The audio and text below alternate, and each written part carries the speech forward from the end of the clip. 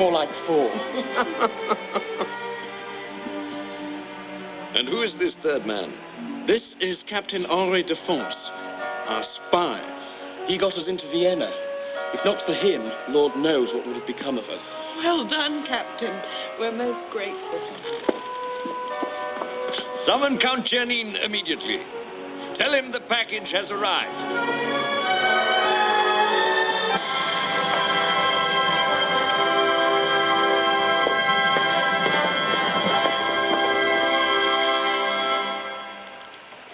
So you see, Count Czernin, the French and British governments are most anxious to declare peace with Austria, but only if Karl is willing to grant 3 key concessions in writing.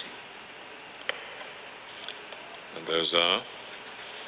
Number 1, Austria must agree to support the French claim to the region of Alsace-Lorraine. Go on. 2, Austria must recognize Belgian sovereignty and agree to the evacuation of all German troops from Belgian territory. 3, we must restore Serbian sovereignty and grant them the economic concessions they seek.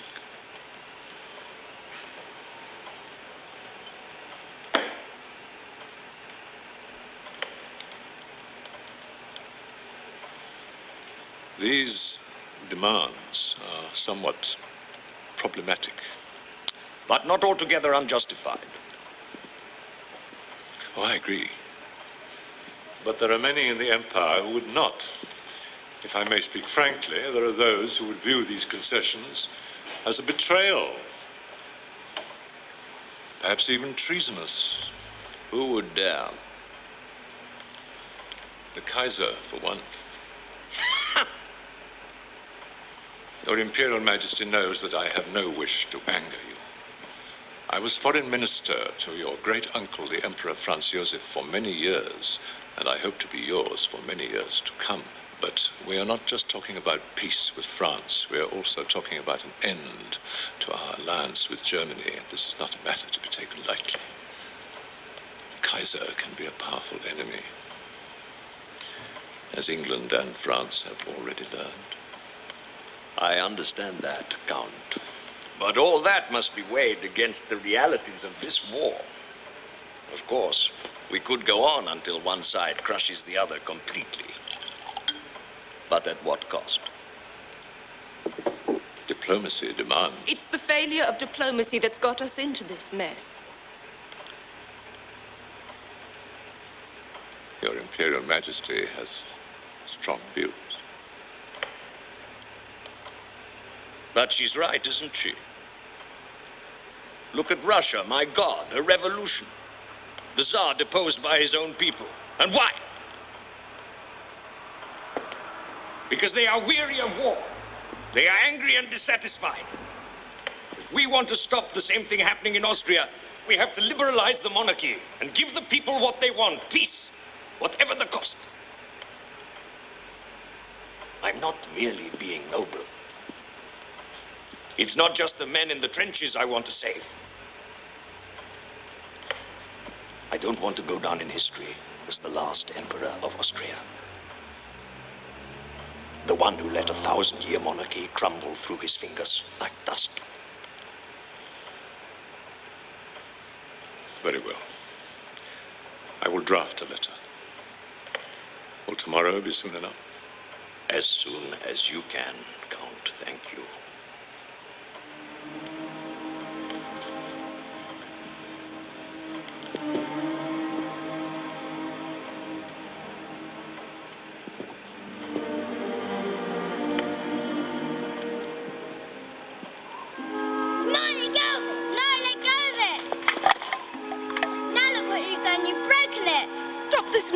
Right now.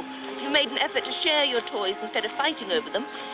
Nobody would have broken it, and you could have both played. Instead, each of you ends up with nothing. Am I right? Yes, Mom. Yes, Mom.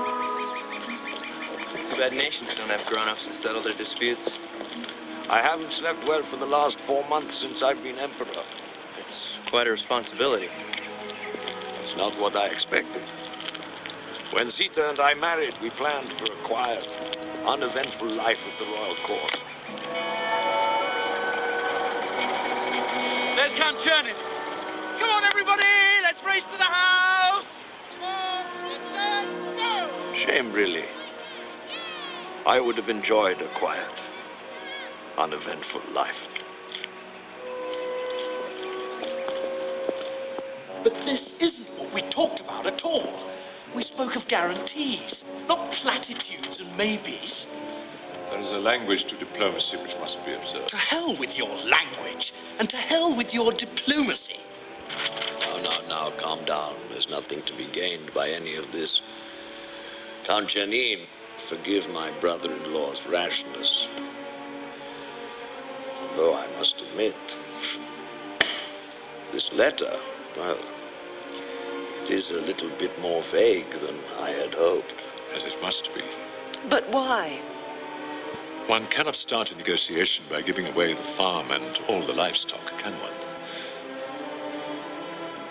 More importantly, if the Kaiser discovers what we are doing, we must have a fallback position.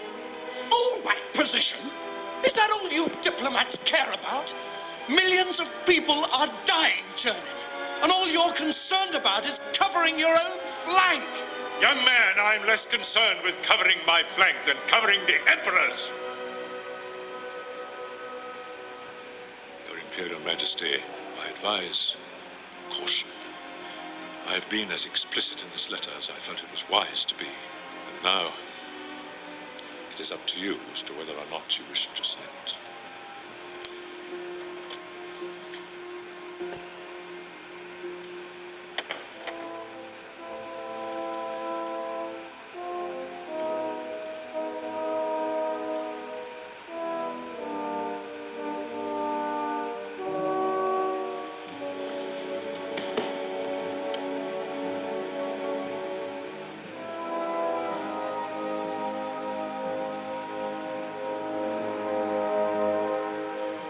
Shakespeare said, first thing we do, let's kill all the lawyers.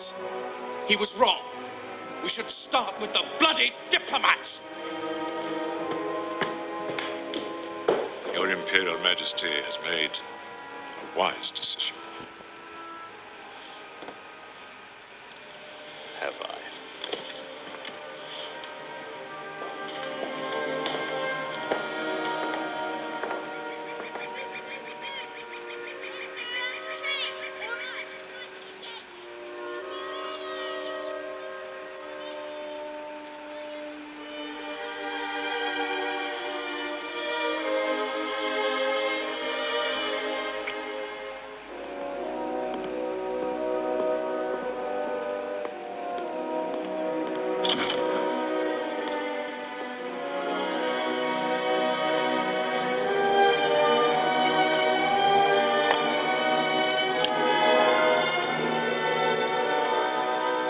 Straight to this address. Mr. Max is waiting for you with new papers and civilian clothes for the return trip. Doug!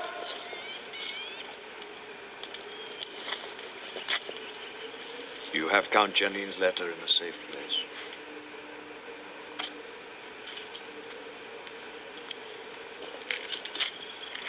Goodbye, Count. Thank you.